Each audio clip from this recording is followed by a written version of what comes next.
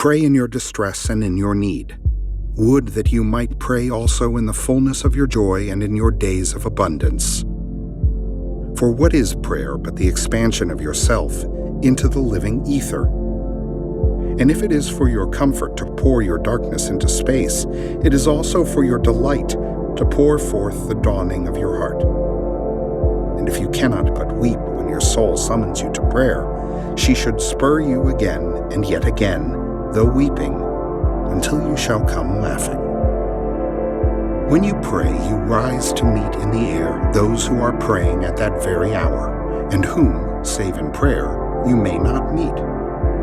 Therefore, let your visit to that temple invisible be for naught but ecstasy and sweet communion.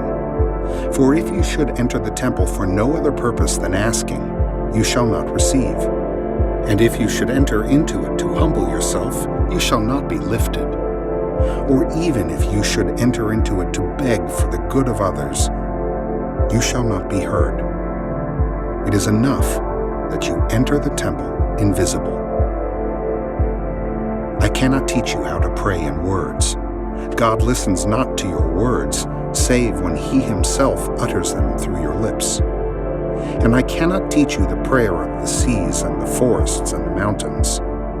But you who are born of the mountains and the forests and the seas can find their prayer in your heart, and if you but listen in the stillness of the night, you shall hear them saying in silence, Our God, who art our winged self, it is thy will in us that willeth. It is thy desire in us that desireth.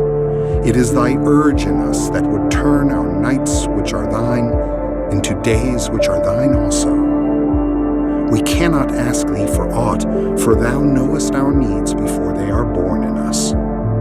Thou art our need, and in giving us more of thyself, thou givest us all.